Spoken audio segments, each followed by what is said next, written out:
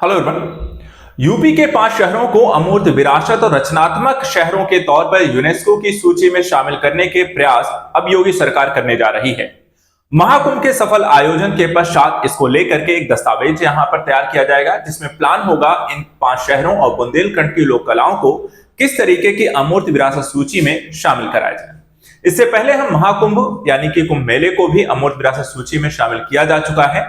जानेंगे यूनेस्को की अमूर्त विरासत सूची में शामिल करने को लेकर के प्रयास क्यों किए जा रहे हैं, कौन से ये 5 शहर हैं, इनको लेकर के कौन सी कलाओं को अमूर्त विरासत सूची में शामिल किया जाएगा, इसको लेकर के प्लान क्या है और साथ ही यूनेस्को के बारे में भी समझेंगे।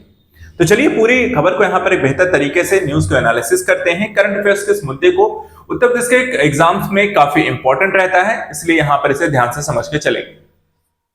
देखिए, जो न्यूज यहां पर आई है कि यूपी के 5 शहरों को अमूर्त विरासत और रचनात्मक शहरों के तौर पर यूनेस्को की मान्यता दिलाएगी योगी सरकार। अगर हम यहां पर देखें कि उत्तर प्रदेश की जो सांस्कृतिक विरासत है, इसको सहेजने के एक प्रयास के तौर पर जो शहर हमारे हैं, जो सांस्कृतिक धरोहर है इन शहरों में, उनको यहां पर एक तरीके से संरक्षण प्रदान करना है। वैश्विक पटल पर इन्हें मान्यता दिलाने के प्रयास भी इसके तहत शामिल होते हैं। उत्तर प्रदेश के 5 शहरों और बुंदेलखंड की लोक कला के संरक्षण की दिशा में एक बड़े प्रयास के तौर पर इसे देखा जा रहा है। कौन से ये 5 शहर और बुंदेलखंड हैं और उनकी कौन सी लोक कलाओं को यह संरक्षित किया जाएगा, चलिए उसके बारे में समझते हैं। सबसे पहले देखिए, उसमें उत्तर प्रदेश के पर्यटन विभाग की तरफ से जो जानकारी मिली है, इसमें कन्नौज के इत्र को, ब्रज की होली जिसे हम लठमार होली के नाम से जानते हैं, वाराणसी की गंगा आरती, फिरोजाबाद की कांच कला और आजमगढ़ के निजामाबाद की ब्लैक पॉटरी को इसमें शामिल किया जाए। साथ ही बुंदेलखंड की लोक कला और लोक साहित्य को मानवता की अमूर्त सांस्कृतिक विरासत तथा रचनात्मक शहरों की सूची में उल्लेखित कराने के लिए प्रयास यहां पर शुरू किए गए हैं। इस क्रम में विशेष टीम का गठन किया जाएगा, जिसके जरिए इस पूरी प्रक्रिया की पूर्ति यहां पर की जाएगी और इन 5 को यहां पर यूनेस्को की सूची में शामिल करने के प्रयास होंगे, प्लस बुंदेलखंड भी इसमें शामिल होगा। तो टोटल 6 चीजें हैं। अब चलिए इन 5 चीजों के बारे में थोड़ा सा समझने का प्रयास करते हैं विस्तार से। आखिर कन्नौज के इत्र को इसमें शामिल करने के प्रयास सरकार क्यों करेगी। तो देखिए, यहां पे जो वर्तमान समय में योगी सरकार है, उनका जो विजन है कि कन्नौज के इत्र को यूनेस्को की रचनात्मक शहरों के नेटवर्क में इन्हें उल्लेखित कराने का प्रयास होगा। इस क्रम में योगी सरकार द्वारा कन्नौज की सिटी ऑफ क्राफ्ट कैटेगरी में इत्र के लिए पंजीकृत कराने के प्रयास किए जाएंगे। इत्र के निर्माण की जो पारंपरिक शैली है, उसे हम कहते हैं देग भापका विधि, और इसके ऐतिहासिक महत्व पर गहन शोध और डॉक्यूमेंटेशन रिपोर्ट को इस कार्य की पूर्ति के लिए निर्मित किया जाएगा कि यानी ये इत्र कैसे तैयार किया जाता है, कौन सी विधियां होती हैं, इसके लिए कारीगर और जहां पे इसे सारी चीज तैयार किया जाता है उससे संबंधित पूरी एक डॉक्यूमेंट्री तैयार करके यूनेस्को को भेजा जाएगा और इसको शामिल करने के प्रयास इसमें सम्मिलित होंगे। साथ ही अगर हम देखें तो कन्नौज को भारत की इत्र की राजधानी भी कहा जाता है और वैश्विक रूप से अगर हम देखें, सामाजिक आर्थिक प्रभाव के मानचित्रण, अद्वितीय प्रक्रियाओं, सांस्कृतिक विरासत, टिकाऊ प्रथाओं का पर प्रकाश डालने वाले डोजियर का भी निर्माण किया जाएगा। इसमें विभिन्न मीडिया फॉर्मेट्स के हिसाब से बनाया जाएगा और इसके उचित अवमूल्यन का अवसर यूनेस्को की टीम भी यहां पर मिल सकेगा ताकि इसे सम्मिलित किया जा सके। और कौन सी चीजें हैं, एक तरफ यहां पे वाराणसी के देखिए गंगा आरती है, तो बुंदेलखंड की लोक कलाएं भी हैं। वाराणसी की गंगा आरती, अगर आप कभी वाराणसी गए हैं तो यहां पर इस अगर गंगा आरती में आप सम्मिलित हुए होंगे तो उसकी अपनी एक महत्ता है। देखिए, योगी सरकार द्वारा प्रयास यह भी है कि वाराणसी की गंगा आरती को भी यूनेस्को की अमूर्त सांस्कृतिक विरासत में मान्यता मिल सके, क्योंकि गंगा आरती का अपना एक ऐतिहासिक, आध्यात्मिक और अनुष्ठान संबंधी महत्व है। सांस्कृतिक पर्यटन पर इस प्रथा के प्रभाव को दर्शाने दृश्य और पाठ्य सामग्री सहित डॉक्यूमेंटेशन प्रक्रिया यहां पर इसके लिए पूर्ति की जाएगी। इसके बाद ब्रज की लठमार होली और आल्हा गायन।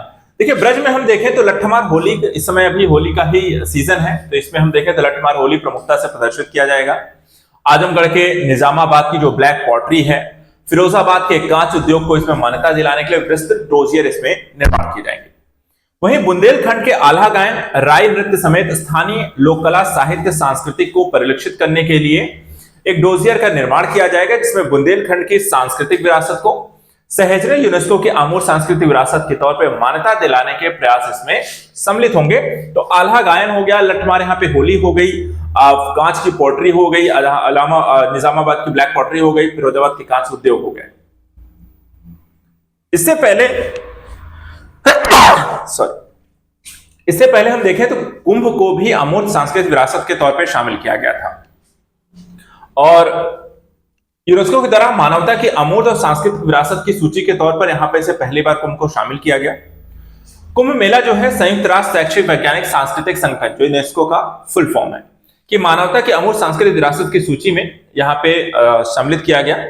यह पृथ्वी पर तीर्थयात्रियों का सबसे बड़ा शांतिपूर्ण समापन जो अभी हाल ही में यहाँ पे संपन्न हुआ है। अब देखें कि 13 जनवरी से लेकर के 26 फरवरी तक इसका आयोजन हुआ, जिसके दौरान प्रतिभागी पवित्र नदी में स्नान लगाते हैं, डुबकी लगाते हैं। यह नासिक में गोदावरी नदी, उज्जैन में शिप्रा नदी, हरिद्वार में गंगा और प्रयागराज में गंगा, यमुना और पौराणिक सरस्वती नदी के संगम पर इसका आयोजन होता है। तो ये तो कुंभ है जो कि इससे पहले यहाँ पे शामिल हो चुका है। इसके अलावा अगर हम यूनेस्को की अमूर्त सांस्कृतिक विरासत सूची के बारे में जाने तो इसमें सम्मिलित करने के क्या मानक है, इसको बनाया क्यों गया है, तो वो भी समझ लीजिए। देखिए, प्रतिष्ठित जो सूची है अमूर्त विरासत तत्वों से जो सांस्कृतिक विरासत की विविधता को प्रदर्शित करते हैं, उनके महत्व के बारे में जागरूकता बढ़ाने के प्रयास इसमें शामिल होते हैं। यह सूची 2008 में स्थापित की गई थी और अमूर्त सांस्कृतिक विरासत की सुरक्षा है तो अब एक अभिसमय भी लागू किया गया। अब इसके अंतर्गत देखा जाए तो कुछ मानक सेट किए गए हैं कि कैसे हम इसमें अमूर्त विरासत सूची में किसी को शामिल किया जाएगा। तो अमूर्त सांस्कृतिक विरासत में वे प्रथाएं, अभिव्यक्तियां, ज्ञान और कौशल हैं जिन्हें समुदाय, समूह और कभी कभी व्यक्ति अपनी सांस्कृतिक विरासत के हिस्से के रूप में पहचानते हैं। इसके अलावा इसे जीवित सांस्कृतिक विरासत भी कहा जाता है और इसे आमतौर पर निम्नलिखित रूपों में से एक में व्यक्त किया जाता है। कौन कौन सी हैं? तो मौखिक परंपराएं, कला प्रदर्शन, सामाजिक प्रथाएं, अनुष्ठान और उत्सव कार्यक्रम है, प्रकृति और ब्रह्मांड से संबंधित ज्ञान और अभ्यास है और पारंपरिक शिल्प कलाएं जैसे कि अभी कांच कला हो गई, इत्र हो गया, आपका ब्लैक पॉटरी हो गई, गंगा आरती हो गई। तो ये अलग अलग कैटेगरीज में यहाँ पर इनको सम्मिलित करके अमूर्त सांस्कृतिक विरासत में शामिल किया जाएगा। अगर बात करें कि यूनेस्को की अमूर्त सांस्कृतिक विरासत सूची में भारत के कौन कौन से स्थल और कब कब सम्मिलित किए गए हैं तो वो भी देख लीजिए। देखिए, यहाँ पे भारत का जो एक सबसे पहला जो कह सकते हैं अमूर्त सांस्कृतिक विरासत में शामिल किया गया था वो था कुटियाट्टम सांस्कृतिक रंगमंच है, 2008 में से शामिल किया गया। वैदिक मंत्रोच्चार की परंपरा को 2008 में शामिल किया गया। रामलीला रामायण का पारंपरिक प्रदर्शन, इसे भी 2008 में शामिल किया। तो ये तीन चीजें पहली बार अमूर्त सांस्कृतिक विरासत में शामिल की गई। इसके बाद रम्माण गढ़वाल हिमालय भारत का धार्मिक उत्सव अनुष्ठान रंगमंच 2009 में शामिल हुआ। छऊ नृत्य को 2010 में, राजस्थान के कालबेलिया लोकगीत और नृत्य को 2010 में, मुदियट्टू केरल का अनुष्ठान रंगमंच और नृत्य नाटक को 2010 में शामिल किया गया। इसके बाद लद्दाख का बौद्ध मंत्रोच्चार, ट्रांस हिमालय लद्दाख क्षेत्र में प्रवृत्त बौद्ध ग्रंथों का पाठ, इसे 2012 में, मणिपुर का संकीर्तन, अनुष्ठानिक गायन, ढोल वादन, नृत्य, इसे 2013 में अमूर्त सांस्कृतिक विरासत में सम्मिलित किया गया। इसके बाद पंजाब के जंडियाला गुरु के ठठेरों में पीतल और तांबे के बर्तन बनाने की पारंपरिक कला को 2014 में, नवरोज को देखा जाए तो 2016, योग को 2016, कुंभ मेला को 2017, कोलकाता में दुर्गा पूजा को 2021 और गुजरात के गरबा को 2023 में ऑलरेडी कुंभ की विरासत सूची में शामिल यूनेस्को की अमूर्त विरासत सूची में शामिल कर लिया गया है। और अब यहां पर यूपी सरकार भी अपने कुछ और स्थलों को इसमें शामिल करने के लिए प्रयास कर रही है। तो आज के करंट न्यूज एनालिसिस में इतना ही। ऐसे इंपॉर्टेंट टॉपिक्स पर हम लगातार डिस्कस करते रहेंगे।